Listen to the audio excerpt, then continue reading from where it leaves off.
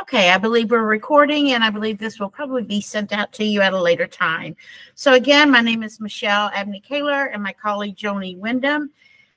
We were adding it up. We have 55 years of service in education between being a classroom teacher, a literacy coach, administrators, reading specialist, consultant, and now coordinators.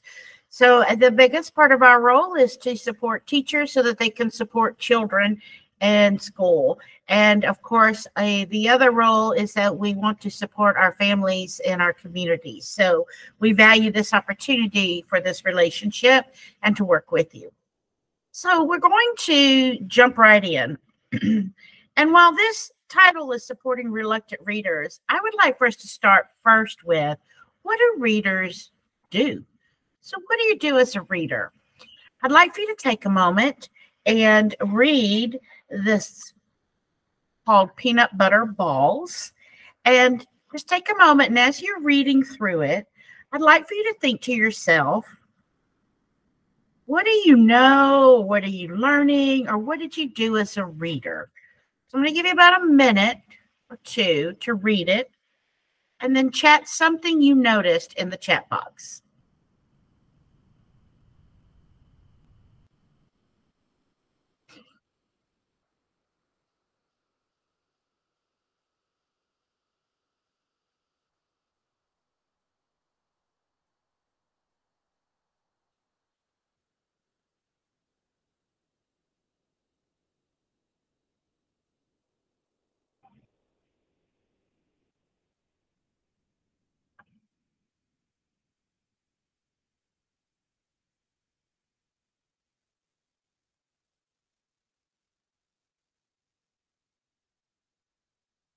Okay, would you take a moment and just chat something in the chat box, either what you learned from reading this, what you did as a reader, or what you noticed?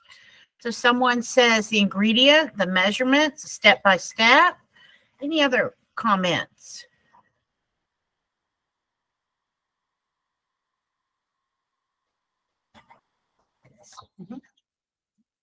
So here's what we do as a reader. Let's go here. Right here, I already notice, you see my cursor, that I have a title, right? So I'm going to learn about peanut butter balls. I also noticed that, as Myra said, that this is a recipe, and I know that from the way it's structured. Here are my ingredients, I'm reading numbers, and here are my steps. I also know that if I didn't know the word peanut, I have a picture of a peanut here that could help me. And if I'm adding graham crackers and I didn't know what graham crackers were, I have a picture here as well as peanut butter. So I bring this to your attention to notice that you don't have to read word for word to know something about reading. And this is the approach we want to take with children. So let's try those things that we just did. We said that we could tell things from not knowing necessarily every word. So take a moment and read this to yourself.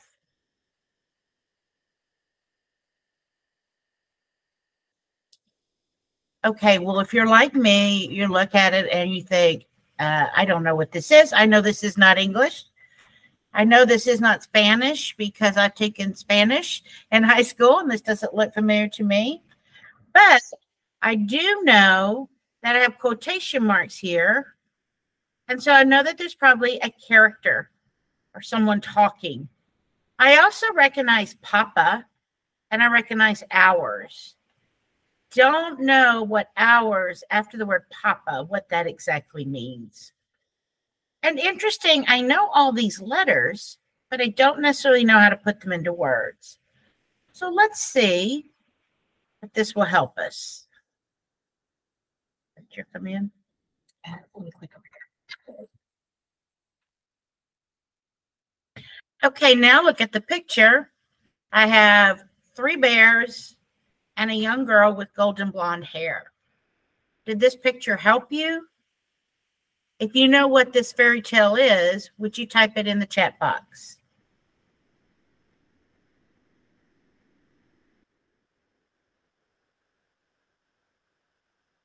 This is, let's help show you this. There you go, Goldilocks.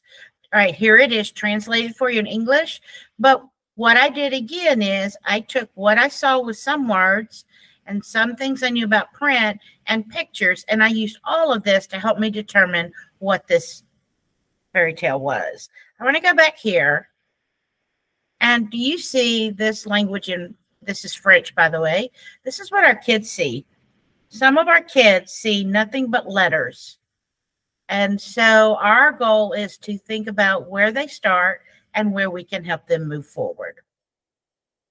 So here's a quick reading in a nutshell. We won't spend a lot of time on this, but this is what reading is. The whole goal of reading is to make meaning out of print on a page.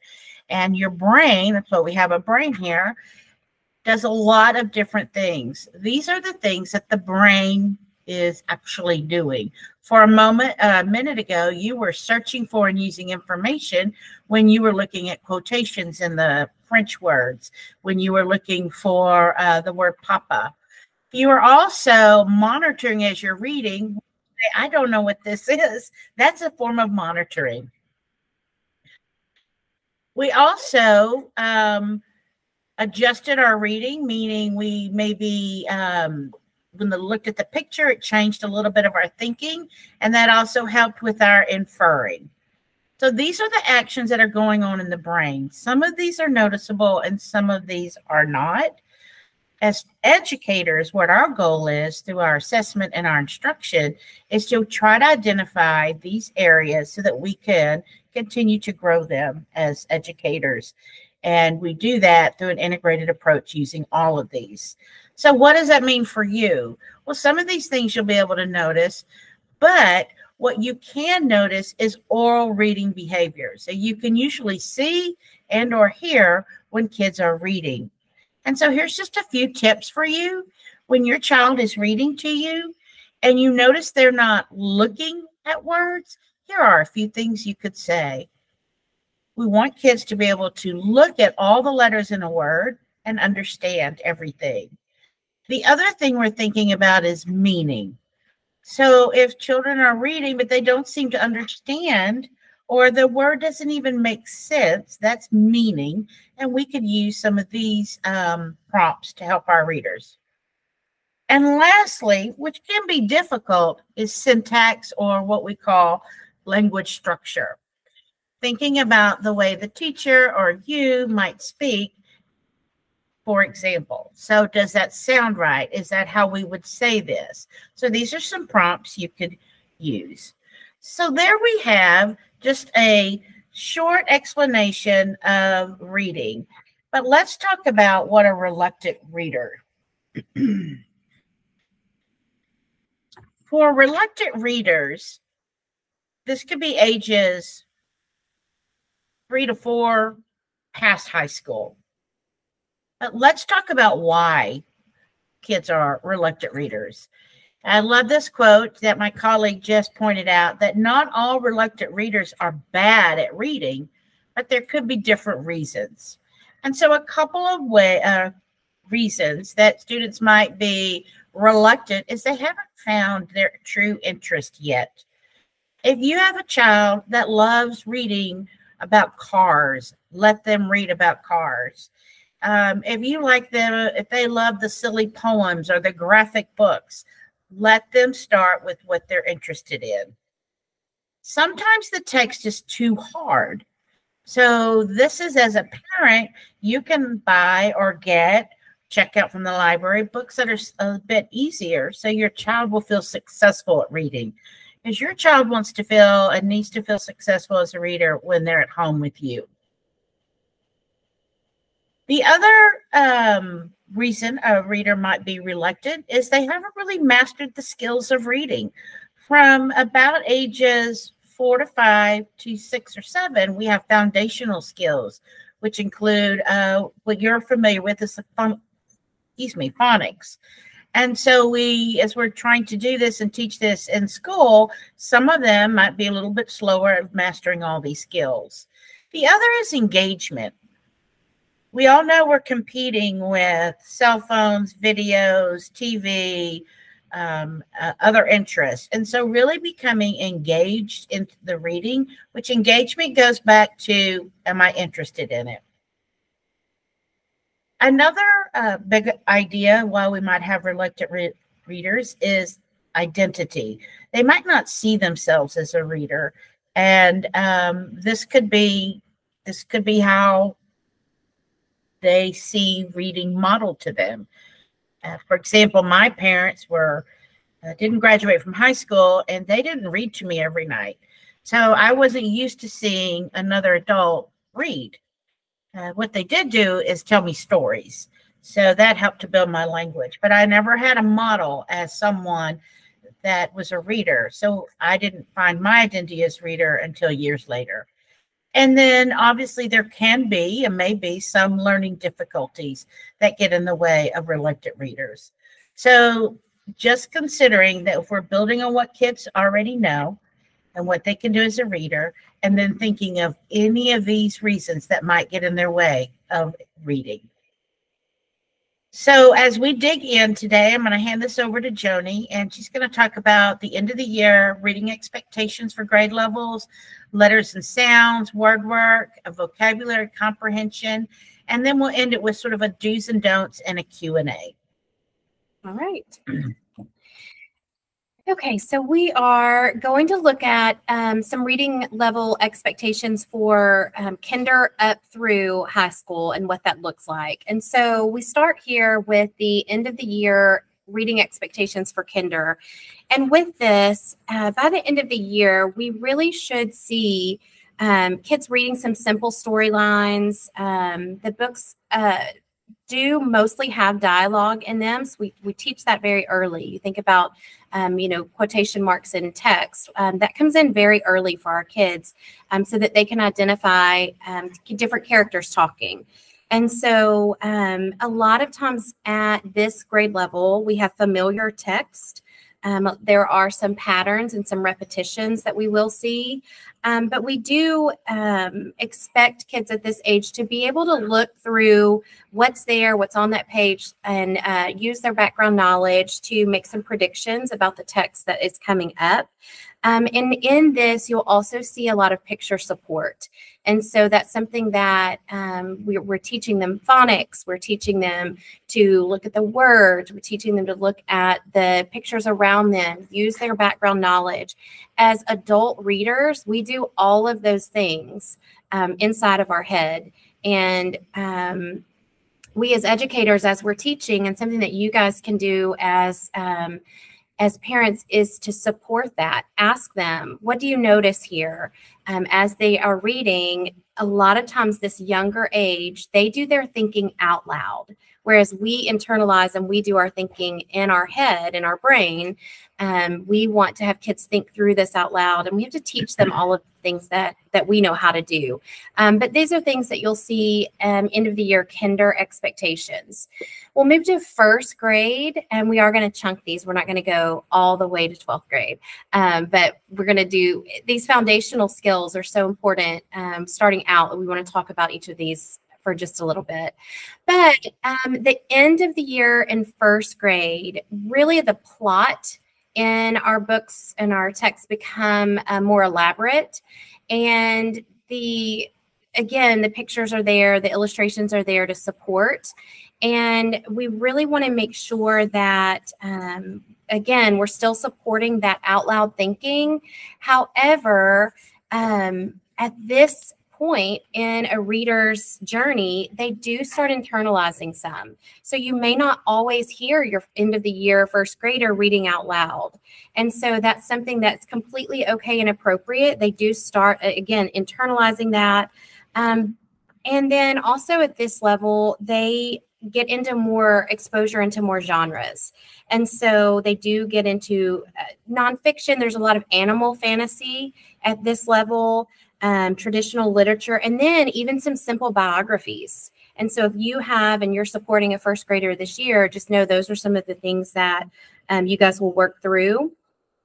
At this level, the characters do go through some change, not a lot, but we want want the kids to be able to follow, but there are some changes in characters, and usually there's a lesson learned from that character. And so here's where you start seeing sentences get a little more complex, is at the end of first grade. All right, end of second grade. You can look at what that looks like there. Really more sophisticated plots, and there are fewer illustrations here. By this point, we've taught kids to visualize in their heads what they're reading and what they're hearing, and so the illustrations do become less here. And then we do start seeing some more chapter books, and so kids get really, really, really excited to read chapter books. And so just know that in that second semester of first grade and into second grade, they may start asking for more chapter books. And that's always very exciting for kids. Biographies come in second grade. Typically we'll see biographies and memoirs, again, chapter books. Fiction does have more, like I said, sophisticated plots, where you see multiple characters change over the time of the book that they're reading. And then we'll go to third grade, where we start seeing mysteries and adventures are added. Text really gets more complex in the thinking in third grade, chapter books, and also it's okay when our kids are at this age, really at any age, once they get started in a chapter book, sometimes they think they only have to read chapter books, and that's not always the case. Picture books teach great lessons. We learn great things from nonfiction text as well at this level. So it doesn't always have to be a chapter book. When I taught third grade, that's something that I really had to talk to my kids about a lot, is everyone wanted to go get the chapter book, and that's wonderful.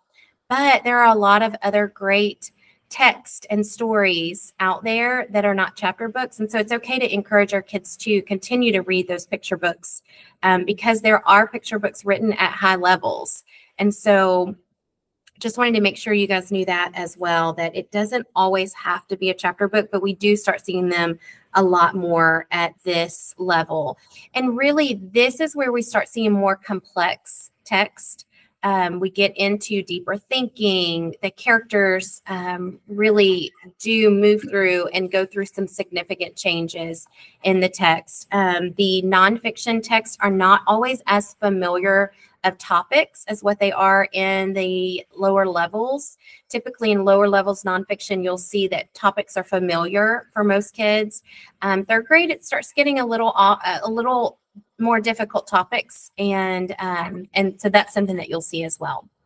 So when we think about fourth grade and beyond, we really start to go deeper. Our kids are reading in their head. All of this thinking is happening, and we don't always see that. And so this is really, we question and we have kids talk about, no matter if they are elementary, junior high, or high school, this is really where we want to have kids talk about what they're reading, ask some deeper level questions, because here we do see some elaborate plots in fiction, multi-dimensional characters here. There are oftentimes flashbacks, and that's something that it may be hard for a kid to keep straight. And so those are things that we want to make sure that that if our kids are reading on these levels, we're doing these things and making sure that they are understanding those things. And so that is a little bit with the foundational skills. And then what we see in reading as our kids get older and they get into the higher levels. So let's continue on thinking about how we're going to help reluctant readers. And we're going to go over several different components, but remembering that all of these are needed for an integrated reading process and for students to learn. So if you see a gap in one area, that's where you want to work at, but continuing to support all the rest of these. So Joni's going to finish up. So we know that we have multiple levels here, and we don't only have elementary, and that's completely fine. But as Michelle said, all of these elements build. We start at the foundation and we move up. And so I do want to talk about letters and sounds briefly, because this is where we start. And so I wanted to make sure that we gave you guys some support. If this is where your kiddos are, we wanted to make sure that we gave you some things that you could take away. Letters and sounds are so important. The English language is difficult to learn. And so in our primary grades, we really focus on making sure that our kids have this solid foundation with letters and sounds, in addition to strong reading, comprehension. And so we're going to look at both of those, but letters and sounds, I did add a video. We're not going to go into that, but I did add that. So when you guys get this slideshow, you'll have access to letters and sounds, because we want to make sure that we are saying the sounds correctly. And I'll tell you, as an adult who, if you don't do this every day, it is very difficult to make sure that you are pronouncing the sounds correctly. I am from East Texas. I have an accent. And that comes out when I teach, and it comes out when I'm making these individual sounds. And so I really, really had to learn to go back and make sure that I'm pronouncing these sounds correctly. And so if this is something that you're helping your student with in primary grades or even upper elementary, if they struggle, no matter what level they're on, we need them to pronounce sounds correctly. So the video is there for you.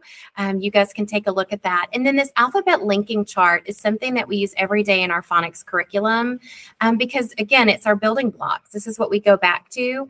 And so if you have primary students, then this is something that your kids should be familiar with. We use it across the entire district. And so I've linked this in. If you click on the actual poster, that will be there for you to print just on regular paper size. But it's something that every single day you guys can do with your kids. And it's just as simple as A, apple, A, acorn, A, and then we just continue through. And you can do it in order, you can do it out of order, you can do the letters of their name, whatever it is that they need help on, whatever letters it is that they still need. That's what we want to make sure that we're supporting them on at home, is that constant practice of those, because then they take that and we build upon it in our phonics daily to start putting letters together to make words. And so those French words that we looked at earlier start making sense. And so that's something that you guys can have. I also added some things here just for you guys to play around with letters and sounds. We just want our kids engaged. We don't want them to sit down and just work on a worksheet all the time. But we do have some things that you guys can print and have at home. I put an online alphabet arc here. There's an I Spy game. We just want them talking about, looking for, identifying letters, because once we can get those letters identified and the sounds, then we're going to start identifying whole words. And all of this helps with our reading fluency.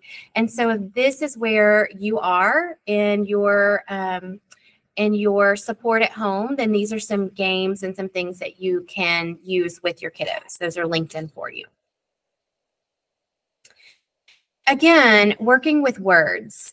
We said once we have the letters and the sounds, we start building words. So we have word families. If I have the word at and my kid can recognize at, then I can start making more words with that, and they can start making more words with that. But from at, I can make mat, cat, hat, flat, chat. So those word families are very important. That's changing the first letter, but then we also can bring that up a level by changing the last letter. And so ham changes to has, changes to had. We can change hats to hacks. And then we can also go in and change the middle. So if you'll notice, we started with changing around that first letter, and then we jumped to the last and made some changes in the last. And then we did the changes in the middle at the very end, because that one's a little harder for our kids to do. So going in that order is important and helps them to build those skills. We just want to make sure that we are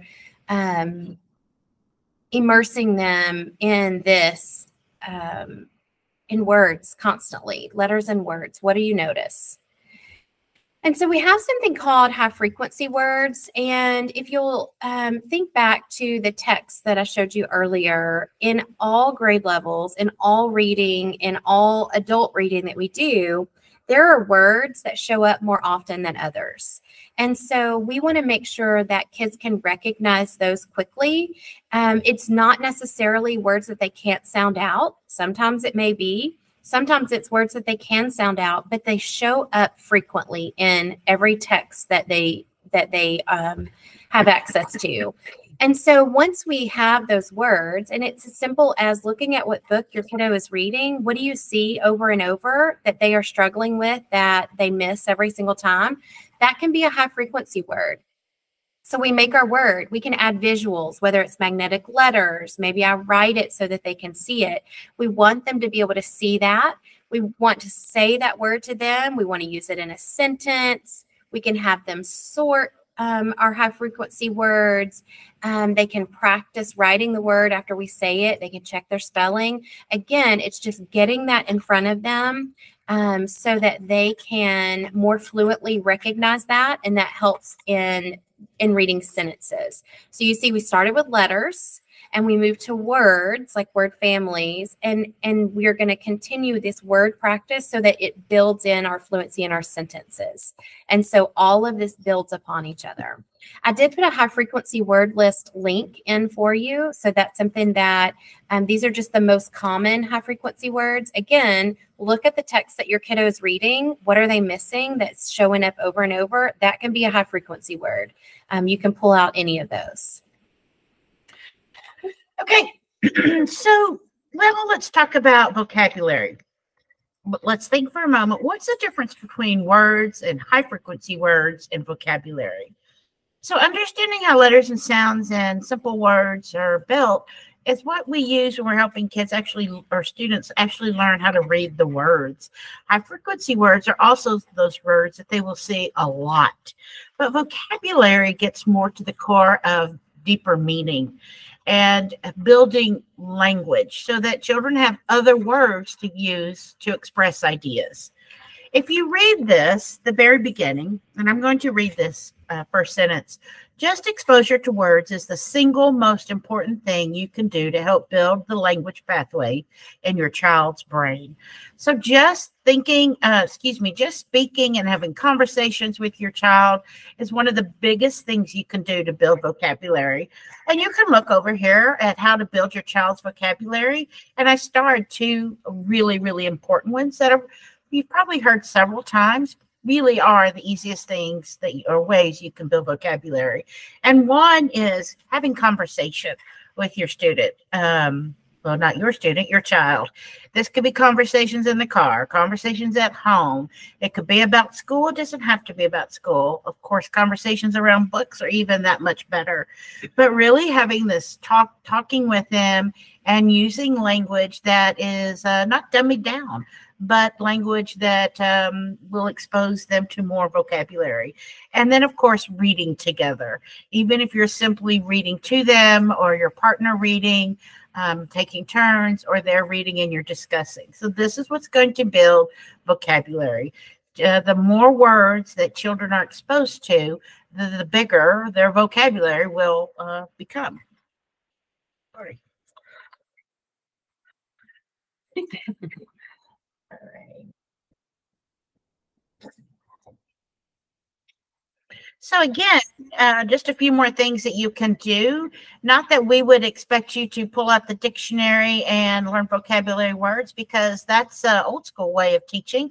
It's not that looking at a definition in a dictionary is wrong, but we don't identify 10 words and look up their definition in the dictionary like some of you may have done in previous. I know that's how I was taught vocabulary.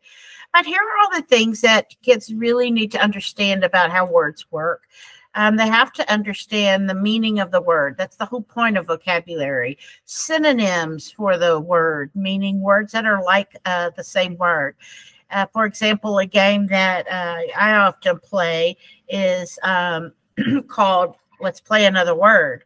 Or, yeah, let's say another word. And I might say, so if I have the word money, what's another word for money? And so hopefully between the child and I, we would come up with the word cash. So that's another synonym or another word for a word that they're familiar with, such as money. We might say we have food in our pantry. What's another word for food? It might be groceries. So you're just building their vocabulary by simply using, do you know another word for that? See? You have a couple other things here, the comparisons, like how are they alike, how are they different, real life examples. And anytime they can even pick out a word or two from something that they're reading that's a new word to them and give them the opportunity to draw it is another way to do vocabulary as well as acting out. And finally, if you start reading to your child at a young age, all right. Oh, sorry. I apologize. If you are reading to your children daily, then they will have been exposed to at least 290,000 more words by the time they enter kindergarten.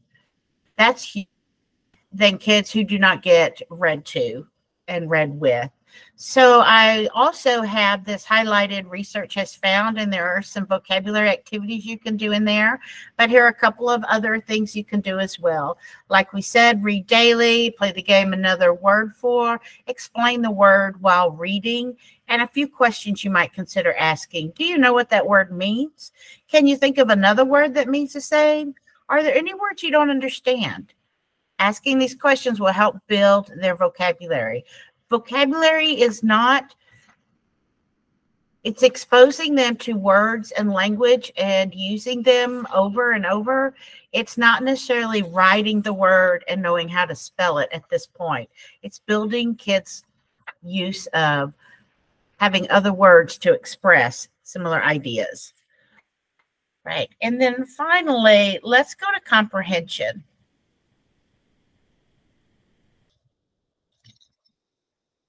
So what is it? Comprehension is basically stretching the brain. It's a reader's ability to understand the explicit, that means what the text is telling you right then and there, and the implicit meaning what you have to infer of a text or piece of writing. But I always say this, but if students can't read the text, then they can't comprehend it. So we have two big aspects to reading. One is the part with phonological awareness, phonics, letter ID, sounds, learning how to do words, to then also getting them to at an accurate end of the year reading level while continuing to build their comprehension. So reading's very difficult and very multi-layered and very complex. But here are a few things you can do when you're trying to work on comprehension. And I wouldn't suggest you work just on comprehension. Whenever you're reading together, these might be some things that you also do with your child. So one is really fun. It's just visualizing as you read. And that just means you're picturing what's happening as you're reading it. A lot of teachers refer to this as the TV's on in their head. And what do you see? So it might be as simple as you're reading a book and you're asking them, so what colors do you see in your mind when the author is describing something? Or what do you think the setting looked like? How can you describe the main character? What do you think the main character looked like? And so they can discuss it and talk about it, because that will also build vocabulary. Or they can do fun things like draw these parts of the text. That's always fun. Kids love to do that. So one thing around comprehension is if you kept a fun journal, and as they're reading, maybe they take a few minutes and just draw about what they read, their favorite part. That's also helping them to visualize. There's nothing wrong in bringing drawing into reading.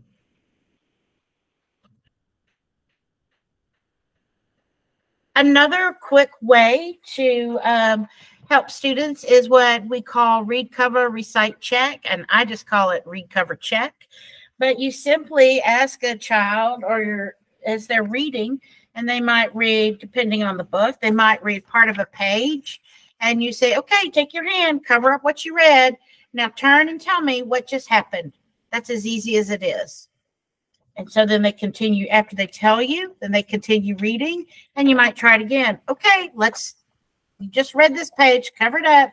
Tell me what's happened so far. This is helping readers build the stamina with the comprehension and helping them to hold on to the meaning longer. So you could do that with just your hand and cover and you talk about it, or they could even draw it on a Post-it note or a piece of paper, or write a sentence as well. This is a really quick and easy way that you can do sort of a quick check for understanding, and helps kids build up, as I said, that stamina for holding on to comprehension as they read. And then finally, this is a really fun idea that if you haven't seen, you probably will see. It's hashtags. So after your child has read maybe a chapter or even a couple of paragraphs or a book, is to write a fun hashtag. So if you see my hashtag, it says hashtag wolves bad, hashtag bricks good, hashtags pigs just want a home. So can anybody tell me what story or fairy tale this is? And if so, could you type it in the chat box? Can you tell me what this fairy tale is based on the hashtag? Propelling on purpose, exactly, right? So it's a fun way to get kids to get to the big ideas of a text by just writing simple hashtags. And they really like this because this is the world they live in. Maybe not us, but the world they live in.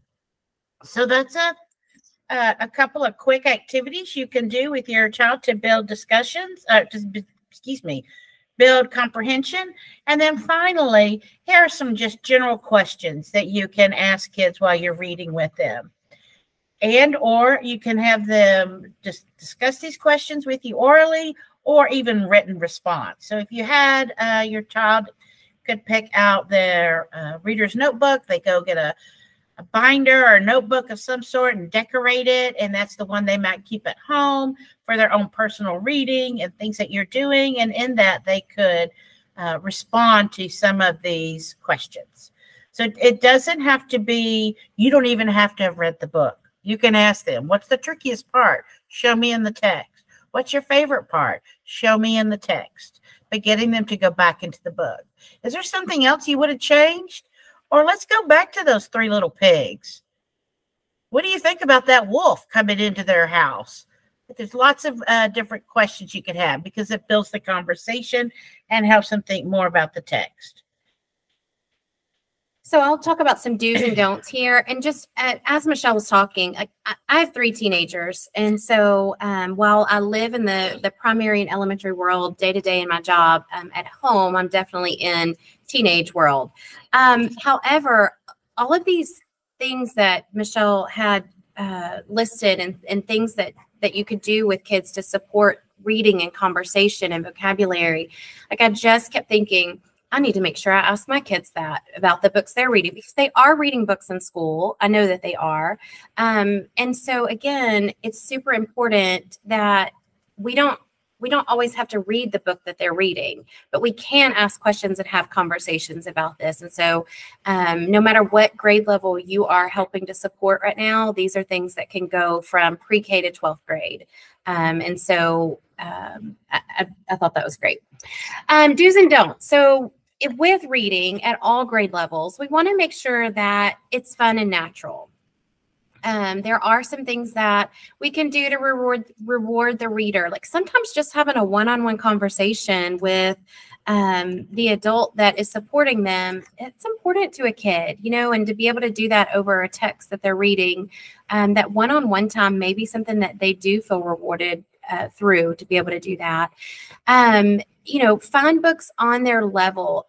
as educators, we're here to support and instruct students daily on text and on words and on ideas that they don't understand. That's what we've trained for. That's what we continuously are learning to do and how to do, is to help support kids with that. But at home, we just want them to read. We just want them to read because they love to read. And with reluctant readers, that's not always the case. And so finding books that are on their level or even a little lower than their level that they're working on in school is super, super important, because we want them to find that interest. We want them to find that love of reading.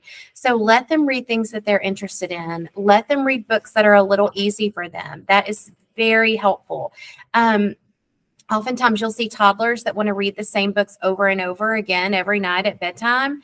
That is part of the process. That's a good thing. And we want our kids to read books over and over, because there are certain things that they get from that. The fluency practice, there's so many good things that they get from it. So if your kiddo wants to read the same book a lot, that's okay. Let them do that. It's comfortable for them.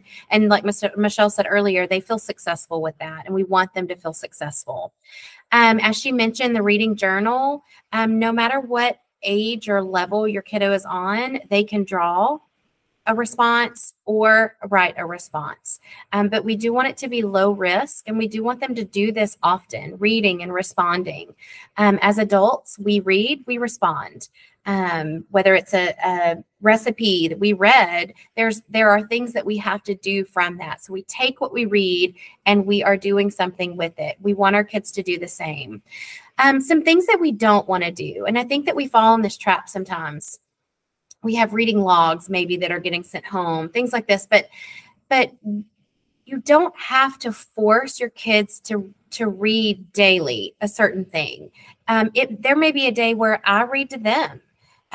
We do want them reading daily, but that looks different than them just sitting with a book in front of them. There are a lot of things that they can read. It might be the signs going down the road. It might be some things on, so maybe you've got social media and there are some things that they can read over your shoulder with that. Lots of things, magazines, there are so many things that we can have kids read.